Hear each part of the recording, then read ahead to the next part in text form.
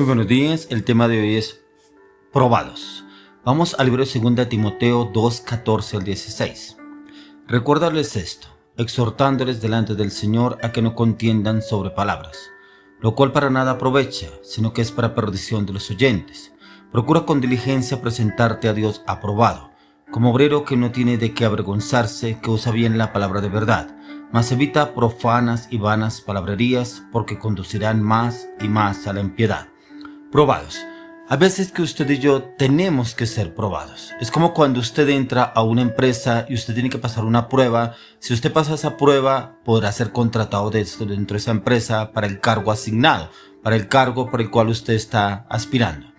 Pero para el Señor usted y yo debemos ser aprobados. Démonos de cuenta que Timoteo fue aprobado para que fuera asignado para el cargo que el Señor ya tenía para él, en el cual el apóstol Pablo lo halló aprobado. Por eso él le hace unas recomendaciones, que no se preste sobre vanas palabrerías. ¿Qué quiere decir? Que usted a veces y yo nos prestamos para contender sobre palabras. Hay veces sobre textos bíblicos, hay veces sobre el propósito, hay veces sobre el llamado, sobre nuestros consiervos, sobre el pastor, sobre el líder, como que no estamos de acuerdo, como que algo que no estamos bien, no nos damos cuenta que estamos siendo probados. Estamos siendo probados, ¿por qué? Porque el Señor primeramente nos prueba, así como el Señor prueba para mirar si usted y yo estamos aptos. Por eso recuerda el texto exhortándoles delante del Señor a que no contiendan sobre palabras, lo cual para nada aprovecha, sino que es para perdición de los oyentes. Por eso debemos procurarnos presentarnos con diligencia delante del Señor siendo aprobados, como obreros que no tenemos nada que avergonzarnos y que usamos bien la palabra de verdad. Usamos bien la palabra, la Biblia, lo que el Señor nos enseña y nos habla. De ahí para allá ya no es de edificación, ya viene para contiendas o peleas o divisiones. Por eso le dice el Señor, más evita profanas y vanas palabrerías, porque conducirán más y más a la impiedad. Y debemos guardarnos de este tipo de situaciones.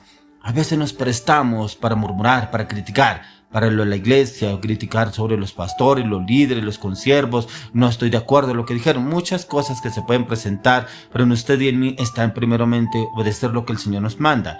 Ya que Jesús fue llevando a sus discípulos por un camino que no tenía diferentes evaluaciones. Cada una de ellas consta de un comienzo y un final bien definidos, ya que la aprobación de cada examen los cualificaba para pasar a otra etapa.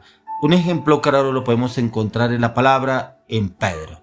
Un hombre que era altivo, un hombre que era soberbio, un hombre que era como que se dejaba llevar por las conversaciones, por los pensamientos y las ideas que él creía que debía hacerse y cómo debía hacerse, que inclusive al mismo Señor, él mismo lo hacía para decirle al Señor. Etapas en las cuales el Señor fue formándolo y trabajándolo. ¿Para qué? Porque veía que era aprobado, pero como que no pasaba la prueba.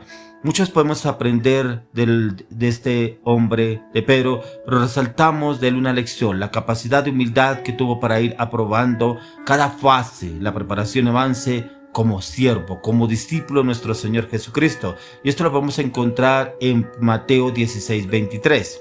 Pero volviéndose dijo a Pedro: quítate delante de mí, Satanás, me eres tropiezo, porque no pones la mira en las cosas de Dios, sino en las de los hombres. Ya que está la prueba del dominio del yo. Hay veces no nos gusta que nos confronten, no nos gusta que nos llamen la atención, no nos gusta que no digan nada. Y esta fue una etapa que le tocó vivir a Pedro, que fuera confrontado directamente por el Señor Jesucristo. Pedro aprobó esa etapa, una de las etapas más difíciles en cuanto al proceso con nuestro Señor Jesucristo. Es el momento de aceptar la corrección, aun cuando es dura y difícil, por lo aparentemente injusta o puede ser de pronto exagerada o que no estemos de acuerdo, ya que Dios usa las pruebas para evaluarnos y es así como nos enfrenta a situaciones que debemos responder. Lo hace de diferentes formas y diferentes maneras. Y la calidad de la prueba depende del nivel de espiritualidad en el cual usted y yo nos encontremos, en el nivel de espiritualidad en el cual el Señor nos esté procesando para llevarnos a un nuevo nivel en el ámbito espiritual, en el mundo ministerial. ¿Cuál es este nivel en el que el Señor lo está procesando a usted?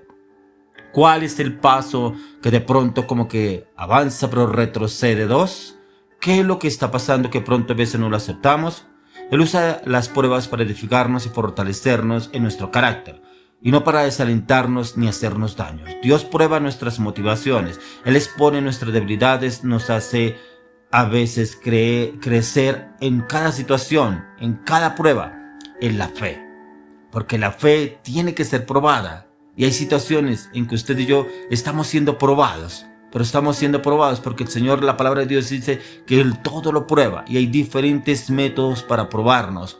Como dice que Él nos pasa por el oro, para probarnos como el oro, para probarnos como la plata, para probarnos como el hierro. Pero ¿cuáles son esas pruebas? Porque hay veces yo encuentro que las pruebas pueden ser mucho más duras, pero hay veces esa prueba es dura porque a veces somos como testarudos, como desobedientes, como que no queremos entender y como que es que yo quiero que Dios me informe así o me hable así de determinada manera. Y Él lo hace es ¿para qué? Para que en usted y en mí, primero, la paciencia. Y Él remueve a través de las pruebas las amarguras, el egoísmo, y en usted y en mí produce fidelidad. Separa a los verdaderos llamados de aquellos que se llaman a sí mismos, o no son llamados o son llamados por el hombre, y muestra su respaldo a sus escogidos. Los equipa con el entendimiento espiritual necesario para suplir las necesidades de la gente y del propósito. En la prueba encontramos los siervos, encontramos los discípulos del Señor. Y la prueba tiene que ver con la obediencia. Y la prueba tiene que ver en obediencia primeramente a Dios.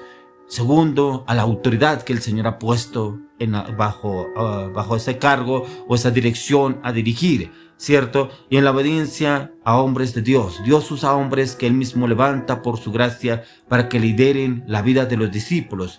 Pueden ser pastores, apóstoles, líderes, los que el Señor coloque en un rango más alto, que velan por las almas, hombres que tienen autoridad delegada por Dios para guiar, orientar, direccionar y formar.